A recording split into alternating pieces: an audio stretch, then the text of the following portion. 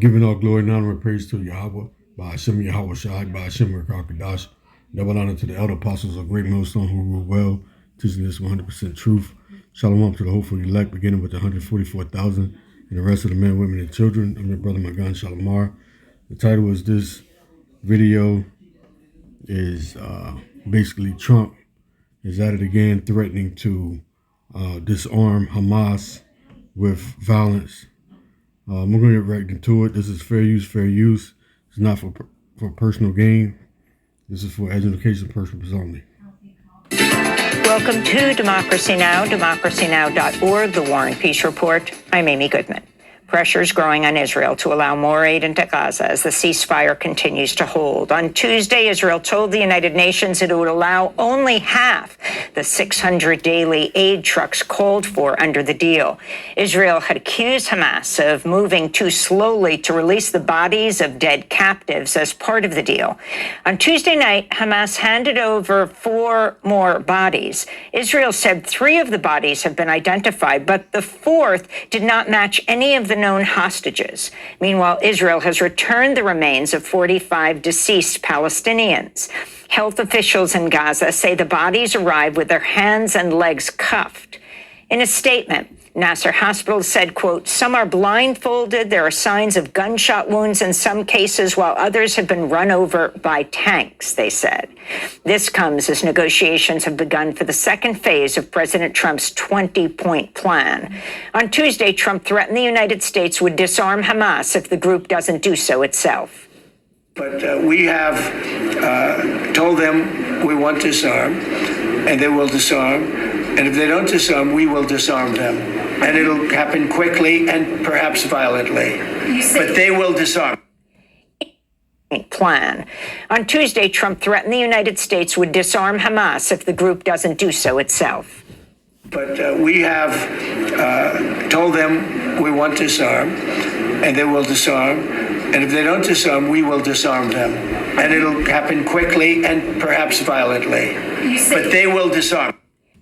So isn't the whole thing with Trump negotiating with Hamas and Israel is to bring peace, turn over the bodies to the deceased Iranians, not Iranians, but the deceased Israelis back to Israelis, and deceased Hamas soldiers back to Hamas. This is supposed to have been done peacefully. So now what is Trump talking about? He's going to take up and go to war with Hamas. That's a threat, meaning, he's not really threatening. He's just foreshadowing what America is about to do. And we already know what that means. He's going to go in with nuclear strike and just totally annihilate Hamas, which is their plan anyway. But this is not on the news where they're talking about it every day.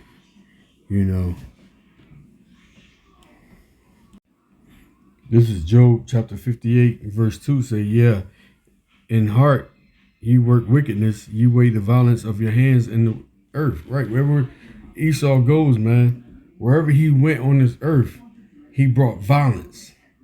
Everything is violence. So what Trump is talking about, bringing violence to Hamas, that's what they do. That's what these damn Edomite does, man. Everywhere they destroy, they kill, and they take over.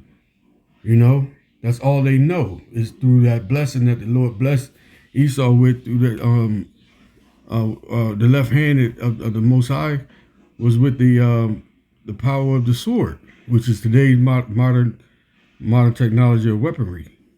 It says the wicked are estranged from the womb; they go astray as soon as they be born, speaking lies. Right.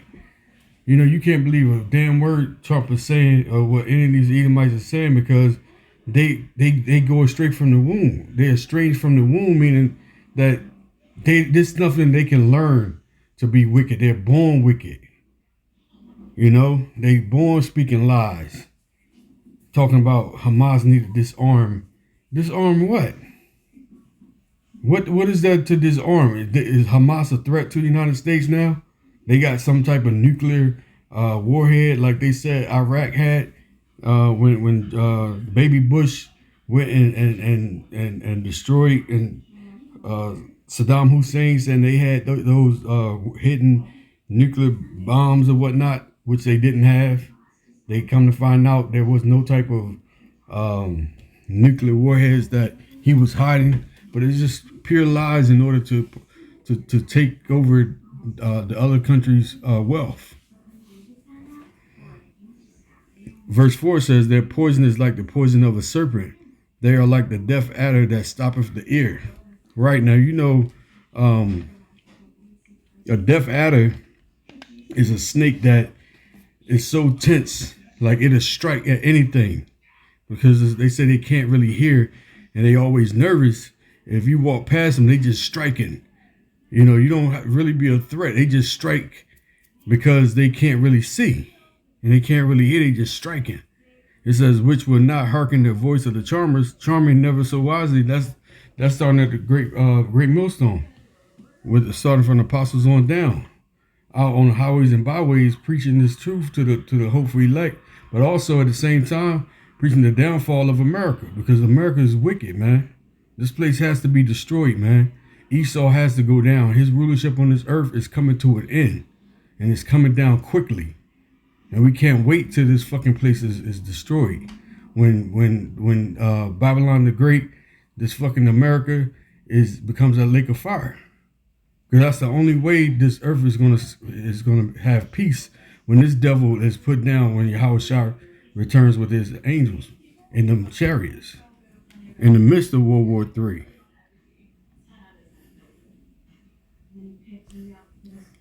This is Job chapter 9. In verse 24, it says, the earth is given to the hand of the wicked. He covered the faces of the judges thereof. If not, where and who is he? So the earth is given to the hand of the wicked. Who is in control of the earth? What nation of people has a complete rulership on this earth? You just heard from one of them, Donald Trump, the so-called white man, Esau, Edom, and the top elites, Amalek, the ones who call themselves the Ish people, but they're not. They're in control of this earth. They're the ones who went and changed the faces of the judges. And who the judges are, beginning with Yahweh, his only begotten son, Yahweh Shah Mashiach, and the angels and the apostles, and all the apostles and the disciples that was in the Bible. He changed the faces. They took off the noses, whitewashed them, saying they so-called white men. Even all the angels in heaven is supposed to be white. All the little babies is white. Everything is so-called white people. They whitewashed the true depiction of the Heavenly Father, Yahweh and his only begotten son, which is a so-called black man. This is the devil we dealing with, man.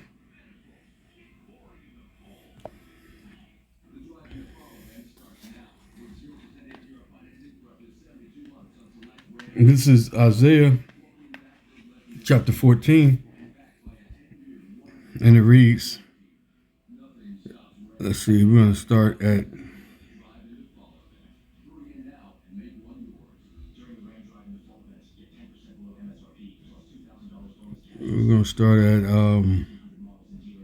verse 6. It says, he who smote the people in wrath with a continual stroke, he that ruled the nations in anger, is persecuted and now hindereth right. Who is that nation of people that continually destroy this earth? Who has ruled these nations, on all these nations on this earth? Who could say that they've been ruled by this particular nation of people with continual stroke, with continual oppression, continual war, continual death, the overtaking of their land just to be their land ravished for them? The so-called white man, Esau, Edom.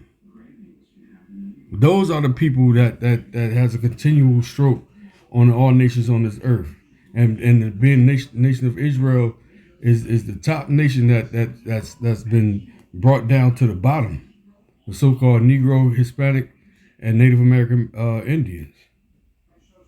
And so when the Lord returns, that's the only way that this place is going to find peace. Because verse 7 says, the whole earth is at rest and is quiet. they break forth into singing. That's only going to happen when Yahweh Shah returns and take over this kingdom and set up his kingdom. Take down this fucking devil's kingdom, man. That's the only way this earth is going to be at total rest. It's from this devil. You know? And we got to still listen to this rhetoric from Nero threatening a nation that's already been destroyed. Gaza Strip, I mean, it's just nothing. It just looked gray over there with overturned rocks and bent steel and everything. He's talking about going over there and do even worse than what Israelis already done. Like we're not here to take up for the Gazas because they're not supposed to be in that land either. The Ishmaelites that's not part of their land anyway. Neither Ishmaelites or Amalek should be over there. But it just still shows you this devil, the power of this devil that they have on this earth, man. That ain't nothing but wicked, man. Wicked fucking the devils on this earth is nothing but strife and death follows behind them.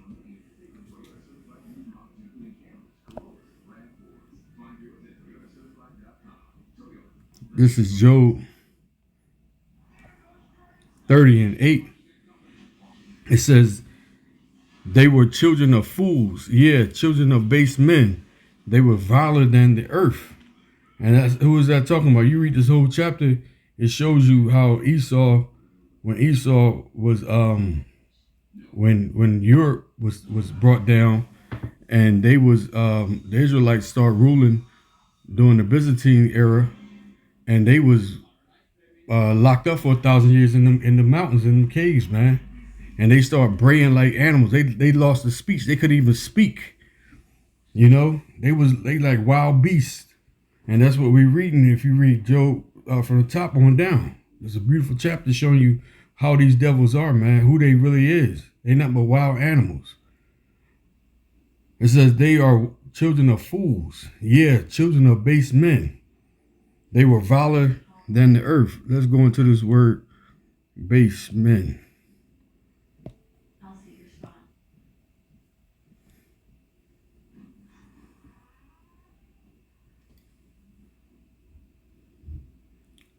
Sham. Okay. It says renown, name, fame, famous, named, report, miscellaneous. All right. Let's go into the root word. Shawam. It says put, make, set, lay, appoint, set up, consider, turn, ordain, take, show, regard, mark, disposed.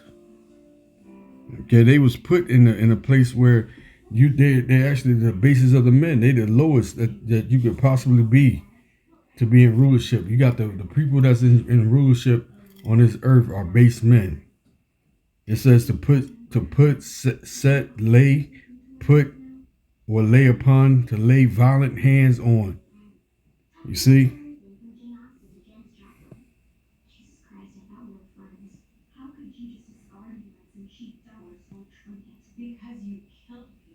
Because that's who this devil is, man. Like, the Lord is allowing these base-ass people, nation of people, to rule over us. And that's what Esdras was saying in the Apocrypha.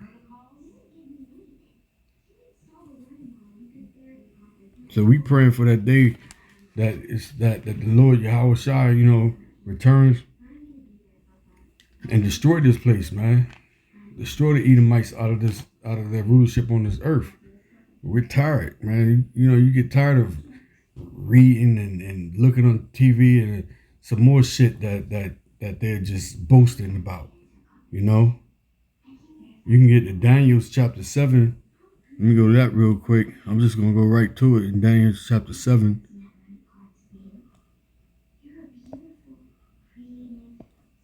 In verse 20, it says, and of the 10 horns that were in his head, and the other which came up, and before whom 3 fell, even of that horn that had eyes and a mouth that spake very great things, was more stout than his fellows, right? Because you know the European when Europe them Tin Horns again talking about the EU, the NATO, but during the time it's talking about the ancient Roman Empire. But the three that fell was when America got their dominance and got their they broken away from France, Spain, and British. You know, that's how America was first under their control. But when America went into the Revolutionary War with the French, Spain, and British, it broke away from them, and they became their own country. You know, so now America is proud. They speak more prouder than their European brothers. They look down on them because America, you know, is very proud, saying, "Well, we're the top, we're the top powerhouse on this earth." You know, they very patriotic in speaking, and that's what you hear in Donald Trump speaking, very patriotic about, "Oh, we're just gonna go in and we're gonna destroy it, and it's gonna be, you know, it's not gonna be a pretty sight. It's gonna be they're gonna be utterly destroyed." You know.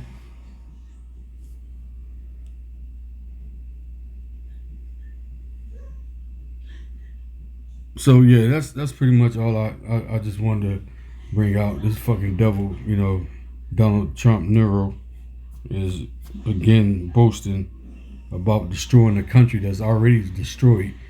You know, another war that's gonna bring us closer to the MOTB and the New World Order, to usher in the micro C hip. We know all this has to take place, and we're glad that it's taking place. And we hoping and praying that this fucking fool Nero Donald Trump is the one that's gonna do all the ushering in, because he playing that part very well. You know, bringing us a step closer to Yahweh Shai returning. You know, in the midst of World War III. Because we can go to Isaiah chapter 14 real quick.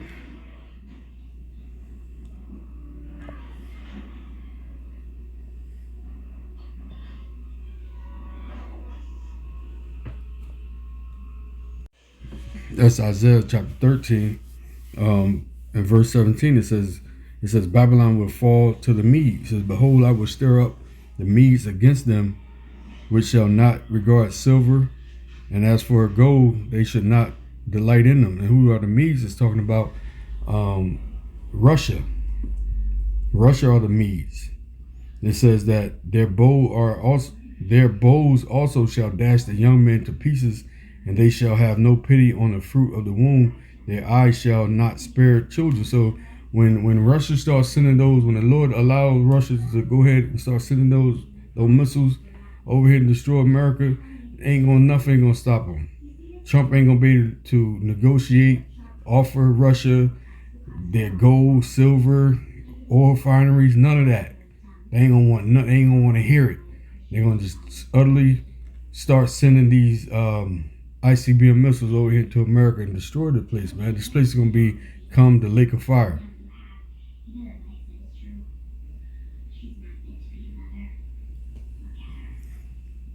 So I'm gonna read that again. Behold, I will stir up the Medes against them, which shall not regard silver, and as for gold, they shall not delight in them.